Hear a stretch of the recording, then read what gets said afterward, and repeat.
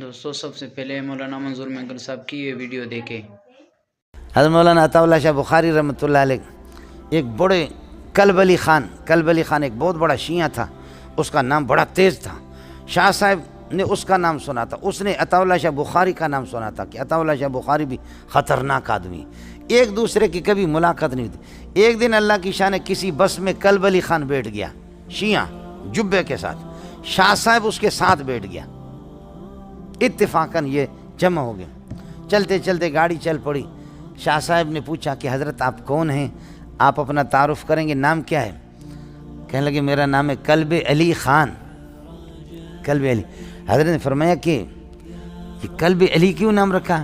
کہا بس میرے بڑوں نے، میرے والدین نے کہا کہ علی کا کتا ہوگا تو اللہ کو رحم آئے گا، اللہ بخش دے گا ہمیں، ہم علی کے تو کتے ہیں نا، سمجھے، علی کے کتے ہوں گے تو اللہ بخش دے گا۔ شاہ صاحب نے فرمایا اللہ کے اپنے کتے ذلیل ہو رہے، گلیوں میں پھر رہے۔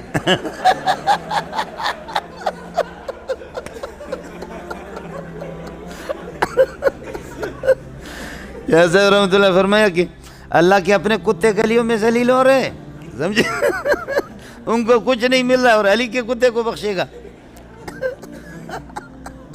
وہ شیعہ بالکل لاجواب ہو گیا، ایسا حیران ہو گیا کہ اس نے کیسے مجھے ذلیل کیا۔ تو شاہ صاحب سے پوچھا کہ حضرت آپ اپنا نام، میں تو ذلیل ہو گیا، آپ اپنا نام بتائیں گے، آپ کا نام کیا ہے؟ شاہ صاحب نے فرمایا میرا نام ہے خنزیر اللہ۔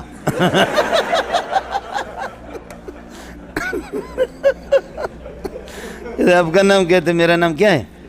خنزیر اللہ۔ اس نے کہا خنزیر اللہ بھی کوئی نام ہے؟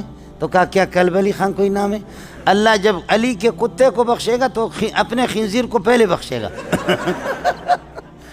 اللہ جب علی کے کتے کو بخشتا ہے تو پھر کیا کریں، اپنے خنزیر کو تو اس سے پہلے بخشے گا، یہ تو علی کا کتا تھوڑے ہی اللہ کا خنزیر ہے، اللہ پہلے بخشے گا، سمجھے۔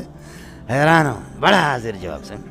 قادیانی نے کہا کہ غلام احمد قادیانی، غلام کو کاٹو، احمد رہے گا، احمد نبی کا نام ہے، وہ مبشرا برسول یاتی من بعد اسمہ احمد، میرے بعد ایک نبی آئے گا جس کا نام ہے احمد ہے، وہ احمد میں ہوں، غلام کو کاٹو۔ عطا اللہ شاہ بخاری نے فرمایا عطا اللہ میں عطا کو کاٹو، اللہ رہے گا، میں اللہ ہوں، تجھے کس نے نبی بنا؟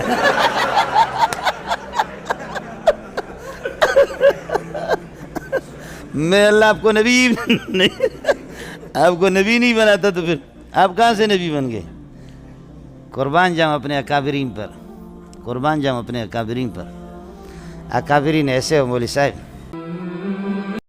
تو دوستو جیسے مولانا نے فرمایا اللہ کے احکامات کے اندر، نبی علیہ السلام کی زندگی کے اندر، نبی علیہ السلام کے ہر سنت کے عمل کے اندر دنیا اور آخرت کا فائدہ ہے۔